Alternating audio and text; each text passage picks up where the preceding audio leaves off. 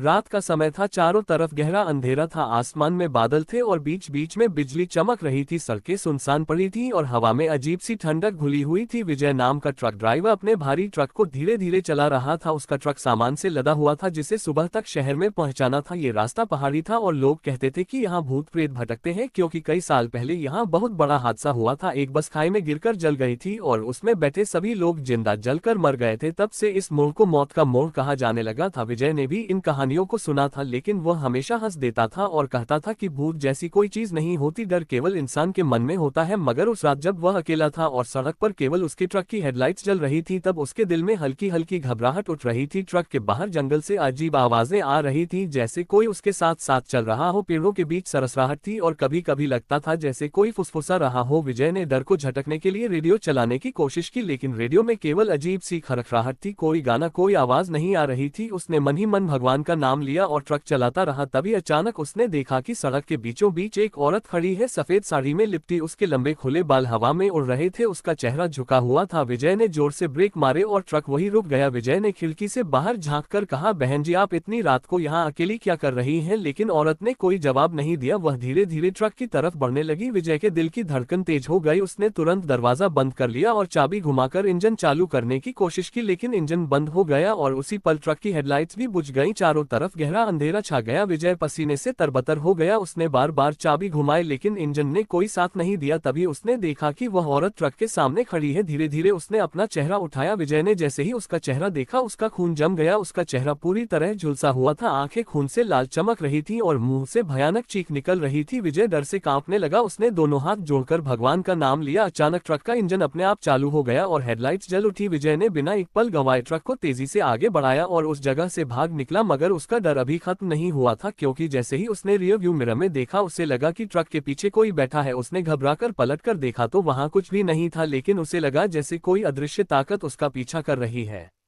विजय का ट्रक घाटी से नीचे उतर रहा था। सड़क बेहद संकरी थी और दोनों ओर गहरी खाई थी। हवा इतनी ठंडी थी कि उसके हाथ स्टीयरिंग पर जमने लगे थे। वह बार बार पीछे देखने से डर रहा था, लेकिन उसे साफ महसूस हो रहा था कि कोई परछाई उसके ट्रक के पीछे वाली सीट पर बैठी है। उसने हिम्मत करके शीशे में झांका तो धुंधली आकृति दिखाई दी, जैसे कोई औरत सिर झुकाकर बैठी हो। विजय ने तुरंत आंखें बंद कर ली और जोर से भगवान का नाम लिया। उसने ट्रक की रफ्तार और बढ़ा दी, लेकिन जितनी तेजी से वह ट्रक चलाता, उसे लगता कोई ताकत उतनी ही तेजी से पीछे बैठी हिल रही है। अचानक ट्रक का हॉर्न अपने आप बजने लगा और लाइट्स टिमटिमाने लगी। विजय डर से पागल होने लगा। उसने घबराकर ब्रेक लगाने की कोशिश की, लेकिन ब्रेक काम नहीं कर रहे थे। ट्रक तेज रफ्तार से पहाड़ी मोड़ों पर दौड़ रहा था। तभी अचानक उसे लगा कि कोई अदृश्य हाथ उसके कंधे पर रखा गया है। उसने कांपते हुए सिर घुमाया और देखा कि वही झुलसे चेहरे वाली औरत उसके बिल्कुल पास बैठी है। उसकी आंखों से खून बह रहा था और उसके होठों से काले धुएं जैसी सांस निकल रही थी। विजय चीख पड़ा और ट्रक बेकाबू होकर सड़क से उतरने ही वाला था कि अचानक जैसे कोई अदृश्य शक्ति ने उसे रोक दिया। ट्रक सड़क के किनारे रुक गया। विजय हांफते हुए बाहर निकला और देखा कि वह औरत गायब हो चुकी थी। चारों ओर सन्नाटा था, लेकिन विजय को दूर से किसी के रोने की आवाज सुनाई दे रही थी। वह आवाज पहाड़ों से गूंज रही थी, जैसे कई औरतें और बच्चे मदद के लिए पुकार रहे हो। विजय कांपते हुए ट्रक में वापस बैठा और धीरे धीरे आगे बढ़ने लगा। अब उसके मन में डर और गहरा हो गया था। वह जान चुका था कि यह रास्ता श्रापित है और यहाँ आत्माएं वाकई मौजूद हैं। कुछ देर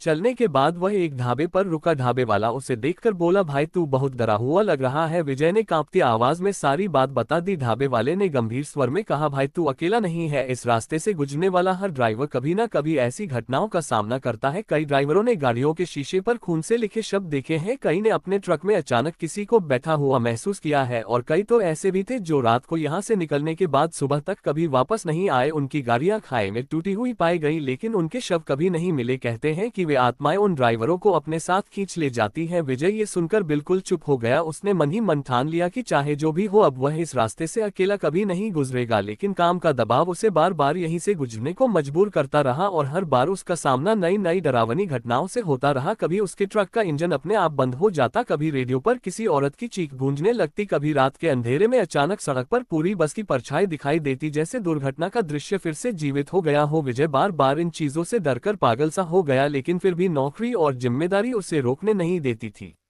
अगली रात विजय को फिर उसी रास्ते से गुजरना पड़ा। इस बार उसने भगवान की तस्वीर ट्रक के डैशबोर्ड पर रख ली थी और हर मोड़ पर मंत्र जपते हुए आगे बढ़ रहा था, लेकिन उसके मन में कहीं न कहीं ये डर था कि फिर वही परछाई उसे घेर लेगी। सड़क पर सन्नाटा था और अंधेरा पहले से भी ज्यादा गहरा लग रहा था। ट्रक की हेडलाइट्स जंगल के पेड़ों पर पड़ रही थी तो ऐसा लगता था जैसे वे पेड़ हिल रहे हों और उसकी ओर झुक रहे हों। अचानक विजय को ऐसा महसूस हुआ कि ट्रक का वजन बढ़ गया है, जैसे उसके ट्रक में कोई बहुत भारी चीज रख दी गई हो। उसने रियर व्यू मिरर में झांक कर देखा तो उसे लगा कि पीछे की सीट पर कई परछाइयां बैठी हैं, धुंधली आकृतियां जिनमें औरतें, बच्चे, बूढ़े सब शामिल थे और उनकी आंखें जल रही थी। विजय का गला सूख गया। वह कुछ पल के लिए ट्रक रोकने ही वाला था कि तभी उसे अपने कानों में किसी औरत की धीमी फुसफुसाहट सुनाई दी। वह कह रही थी, मुझे बचाओ, मुझे जलाया गया, मुझे खाई में धकेला गया। विजय कांपते हुए बोला, कौन हो तुम? लेकिन कोई जवाब नहीं आया। फुसफुसाहट और तेज हो गई और अब ऐसा लगने लगा जैसे पूरा ट्रक उसी आवाज से गूंज रहा हो। विजय ने डर को झटकने के लिए एक्सीलेटर दबाया और ट्रक तेज गति से भागने लगा, लेकिन जितनी तेजी से वह बढ़ाता उतनी ही चीखें और जोर से सुनाई देती। अचानक ट्रक के शीशे पर खून से लिखा दिखाई दिया, मैं यहीं मर गई थी। विजय ने तुरंत अपनी आंखें बंद कर ली और भगवान का नाम लिया। तभी अचानक ट्रक अपने आप रुक गया और उसके सामने वही जली हुई बस की परछाई खड़ी हो गई। उसमें से चीखें गूंज रही थी और खिड़कियों से हाथ बाहर निकलकर हिल रहे थे, जैसे मदद की गुहार लगा रहे हो। विजय डर के मारे पागल हो गया। वह चीखते हुए दरवाजा खोलकर बाहर कूद गया और सड़क पर दौड़ने लगा, लेकिन जैसे ही उसने पीछे मुड़कर देखा तो बस गायब थी और उसका ट्रक अकेला सड़क पर खड़ा था। विजय ने धीरे धीरे हिम्मत करके वापस ट्रक में बैठा और इंजन चालू किया, लेकिन अब उसका दिमाग सुन्न हो गया था। उसे लग रहा था कि वह इन आत्माओं के चंगुल से कभी नहीं बच पाएगा और शायद एक दिन उसे भी यही रास्ता निगल जाएगा।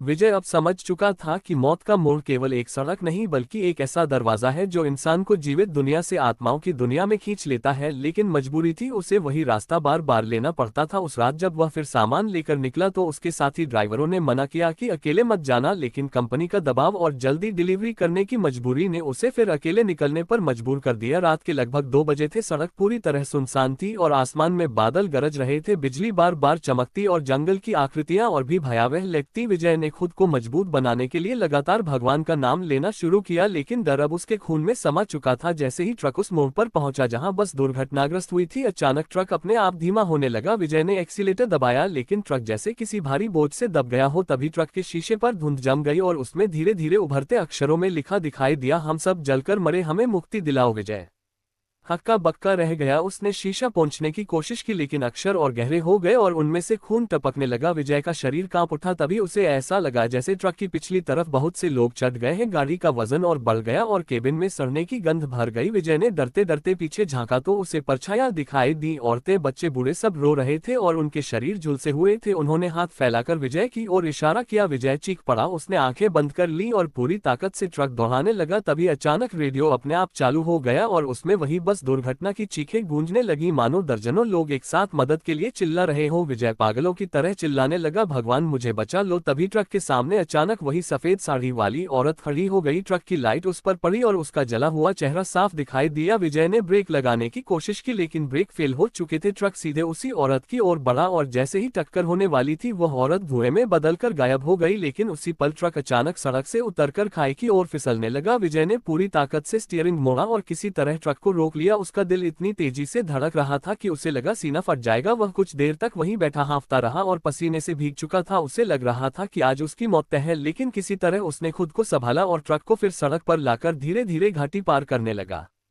विजय अब पूरी तरह समझ चुका था कि मौत का मोड़ केवल रास्ता नहीं बल्कि एक श्रापित जगह है जहां आत्माएं बंदी बनकर पड़ी हैं और जो भी वहां से गुजरता है उसे अपनी पीड़ा दिखाकर अपने साथ खींच लेना चाहती है। विजय का मन बार बार कह रहा था कि नौकरी छोड़ दे और कभी उस रास्ते का नाम तक न ले, लेकिन पेट की मजबूरी और जिम्मेदारियों ने उसे बांध रखा था। कुछ दिनों बाद उसे फिर रात में उसी रास्ते से जाना पड़ा। इस बार उसने तय कर लिया कि वह रास्ते में किसी भी ढाबे पर नहीं रुकेगा और लगातार मंत्र जपते हुए सफर करेगा। जैसे ही उसने घाटी में प्रवेश किया, हवा में फिर वही सड़ने की गंध भर गई। ट्रक के शीशे पर फिर से धुंध जम गई और उसमें जलते हुए चेहरों की परछाइयां उभरने लगी। विजय ने डर को झटकते हुए केवल स्टीयरिंग पर ध्यान रखा, लेकिन तभी उसके कानों में बच्चों की रोने की आवाज गूंजने लगी, मानो दर्जनों बच्चे कहीं पास ही मदद के लिए पुकार रहे हो। विजय का दिल कांप गया। उसने शीशे में झांका तो ट्रक के ठीक पीछे एक धुंधली बस दौड़ती हुई दिखाई दी, जिसमें लोग हाथ हिला रहे थे और उनके मुंह से चीखें निकल रही थी। वह बस आग की लपटों में जल रही थी। विजय ने घबराकर ट्रक की स्पीड बढ़ाई, लेकिन बस बराबर में आकर दौड़ने लगी और उसमें से एक औरत की आत्मा उड़कर विजय के ट्रक पर आ गिरी। विजय चीख पड़ा और ट्रक डगमगाने लगा। उस औरत की आत्मा ने विजय का हाथ पकड़ लिया और बोली, हमें बचा लो, हमें शांति दिला दो। विजय कांपते हुए बोला, मैं क्या करूं, मैं कैसे तुम्हारी मदद करूं, लेकिन आवाज गूंजती रही, बचा लो बचा लो। अचानक आत्मा धुएं में बदलकर गायब हो गई और ट्रक फिर सामान्य हो गया। विजय हांफते हुए ट्रक चलाता रहा और जैसे तैसे घाटी पार करके मंदिर के पास पहुंचा। वह वहीं रुक गया और घंटों तक भगवान के सामने बैठकर रोता रहा। पुजारी ने उसकी हालत देखकर कहा, बेटा तूने उन आत्माओं की पीड़ा महसूस की है, ये जगह शापित है, जब तक उनकी आत्माओं का श्राद्ध नहीं होगा वे इसी तरह भटकती रहेंगी और राहगीरों को डराती रहेंगी। विजय ने ये सुनकर ठान लिया कि वह उनकी आत्माओं को मुक्ति दिलाने की कोशिश करेगा, लेकिन उसके मन के किसी कोने में ये डर भी बैठा था कि अगर वह ऐसा न कर पाया तो अगली बार शायद वे आत्माएं उसे अपने साथ खींच लेंगी।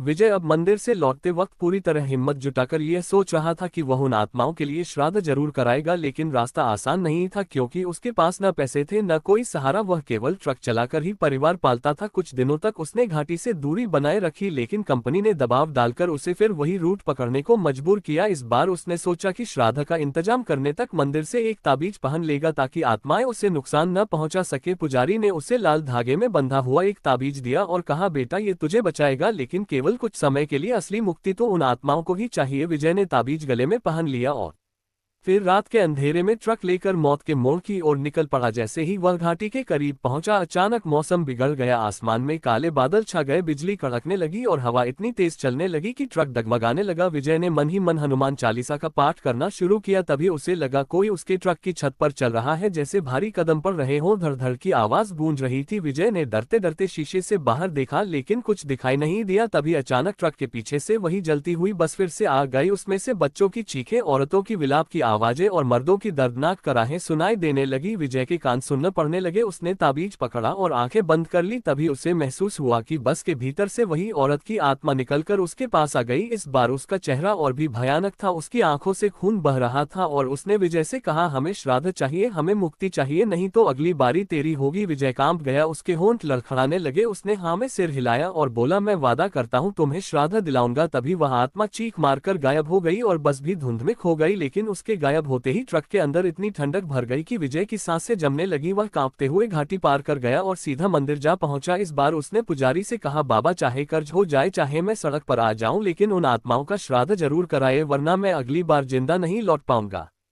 विजय ने फैसला किया कि अब बस शब्दों में वादा करना काफी नहीं है। उसने अपने गांव से उधार लिए पैसे और कुछ साथी ड्राइवरों की मदद से मंदिर में श्राद्ध का इंतजाम शुरू कर दिया। गांव वाले और ट्रक ड्राइवर एक अनोखी कड़ी बनकर जुट गए। लोग कहते रहे ये बेकारी है, पर विजय के चेहरे पर अब एक अटूट ठहराव था। उसने दिन रात काम किया और जो कुछ भी बचा था वही खर्च कर दिया। आखिरकार श्राद्ध का दिन आया। सुबह से मंदिर में हलचल थी। पुजारी ने विधि शुरू की, मंत्र पढ़े और हवन की आग जलाई गई। जितनी देर पूजा चलती रही उतने ही बार ट्रक वाले लोग और गाँव वाले गाँव के बाहर से आते गए, कहते हुए, हमें भी दिख रहा है, रात में कुछ विचित्र होता है और जो तबाही हुई थी उसकी चीखें आज भी सुनाई देती है। विजय पूजा पढ़ते पढ़ते बार बार पीछे की ओर देखने लगता था, मानो कोई संदेश देने वाला हर पल उसकी पीठ पर खड़ा हो। पर पूजा शांतिपूर्ण चलती रही। हवन की आग धूमिल होती चली गई और पुजारी ने अंत में मृतकों के नाम लेकर श्राद्ध दिया। जैसे ही अंतिम तर्पण हुआ, पूरी घाटी में एक अजीब सी हल्की हवा चली, जैसे किसी भारी बोझ का उतर जाना हो। विजय ने अपनी सांस को महसूस किया, उसके सीने में हल्का सा सुकून आया। वह समझ गया कि कुछ तो बदल रहा है। तभी अचानक जैसे कोई ठंडी लहर मंदिर के अंदर आए और दीपक की लौ कमजोर हुई। पुजारी ने भी महसूस किया और धीरे धीमे स्वर में कहा, शायद कुछ आत्माएं अभी पूर्ण रूप से मुक्त नहीं हुई हैं, हमें और भी रीतियां करनी चाहिए। तब उसी समय दूर घाटी की ओर से एक धीमी सी सरसराहट आई और वहां आकर कई छायाएं मिली। लोग डर कर पीछे हटे, पर विजय ने हिम्मत करके उन छायाओं की ओर कदम बढ़ाया। वे छायाएं पहले जैसी चीखती नहीं थी, वे शांत थीं और उनके चेहरे पर किसी तरह की राहत झलक रही थी। उन छायाओं ने धीरे से विजय की ओर देखा और जैसे ही उन्होंने एक साथ कंधा मिलाया, एक कमजोर सी रोशनी ने उन्हें घेर लिया और वे धीरे धीरे धुएं की तरह उड़कर आकाश में मिल गए। विजय का मन खुशी से भर उठा। पूरा गांव और मंदिर में मौजूद लोग रो पड़े। उन्होंने विजय को गले लगाया और कहा, तूने उन्हें मुक्ति दिला दी। पर जीत का एहसास ज्यादा दिन टिक न सका, क्योंकि उसी रात विजय को फिर वही जलती हुई बस की परछाई ने आंखों के आगे नाचना शुरू कर दिया। पर इस बार कुछ अलग था। बस की परछाई ने जब विजय को घूरा तो उसने महसूस किया कि उसकी आंखों में अब कोई क्रोध नहीं था, केवल एक शून्य सी ठंडी पहचान थी। विजय ने सोचा कि शायद श्राद्ध ने आत्माओं को शांति धमकी दी, लेकिन जैसे जैसे दिन बीते विजय के शरीर में एक अजीब मजबूती आई, साथ ही एक अजीब सी दूरी भी उस पर छा गई। लोग कहते कि उसने जो देखा और जो किया वह पूरे गांव के लिए बहादुरी थी, पर कुछ साथी ड्राइवरों ने कहा कि विजय अब पहले जैसा नहीं रहा। वह रात को अकेला सफर करने में शर्म महसूस नहीं करता, पर उसकी आंखों में वह आग रहती जो उसने बस की आत्माओं में देखा था। विजय ने खुद महसूस किया कि कहीं न कहीं उसने उन